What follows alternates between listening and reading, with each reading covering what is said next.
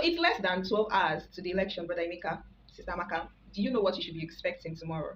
Well, do not worry. I have prepared for you some tips and procedures that you would most likely encounter and you should prepare for during election tomorrow.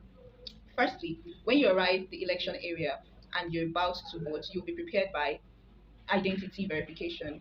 Yes, we need to confirm that it is actually you. You are you, right? So this may be done with the last 6 digits of your VIN, which you will find on your voter's card. In fact, let me show you. So the last 6 digits of your VIN, which is your voter's identification number, which you will find up here at the very top corner or top area of your voter's card. You will see there is a very long number there. So you either get verified with the last 6 digits of that number on your card, or by scanning your face or your fingerprints, which we know or is otherwise known as biometrics, right? So those are the 3 ways through which your identity will be verified. So prepare. After verification, right, you would receive 3 ballot slips or ballot papers, one for the presidency, the second for the Senate, and the third for the House of Reps. Put a proper image somewhere in this video, but this is something, this is what it would look like, all right?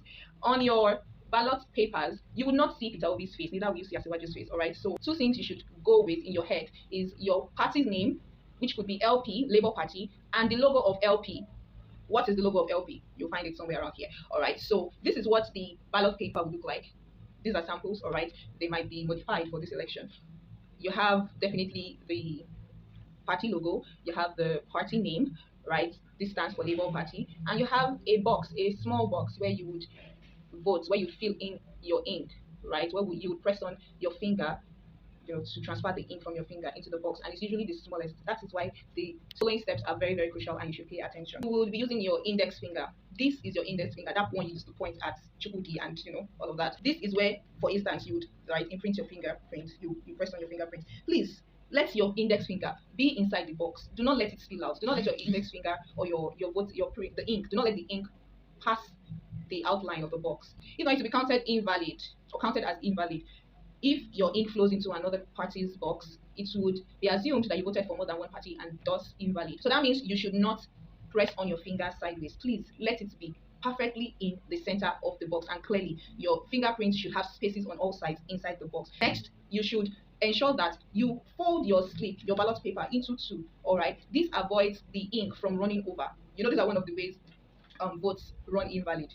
Fold it over so you don't transfer the ink to another party's box, and blow air to that ink so it does not melt. We're in the hot season.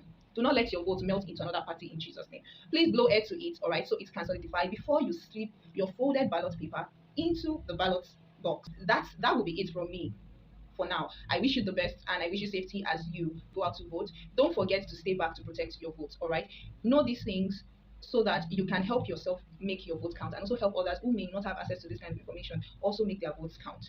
And before we go, I have a friend here who has a word for us, especially the ladies concerning our voting tomorrow. Daniel, list of to know and find your polling unit. I will leave a link in the description box below, all right? You click on it and it enables you identify your polling unit so you don't get lost, you're not confused on where to go and where not to. And now we have Daniel to give us a quick word. Okay, a quick word is for the beautiful ladies out there, who like to, attach fingernails. These fingernails, or what do you call it? Nails. See, if I catch anyone on that day, it's to cut it. I'll bring nail clipper. Why? And I'll bring both nail clippers. So if you're coming that day, just remove it. Why? Can't we look good? At least remove one, at least for this finger that you the index finger. Yeah, just remove it. Is it going to have, okay? So now when you want to click on the ink pad, you know, to vote, your hand is now passing the line by default. Oh my god. Yeah, wow. All of us just be guided. You understand? All right, guys. Thank you so much. Daniel. Okay, that is trying to say, please let us ladies. So that means I can't vote like that. And I literally went to do a makeover for elections. So you're trying to tell me that I overdid myself. This is too much. Anyways, ladies, please, to prevent and to avoid that story that touches the heart, let's just find a way to ensure that our index finger, whether fixed or not, does not, exceed the box while we vote. All right. If you can avoid that, just for the sake of a better Nigeria and a better future, I think it's worth it. Okay. If you can afford to. All right. That will be it from me, and I wish you all an awesome and sublime voting experience. Not because I've prepared for you few tips and what tips, Noni.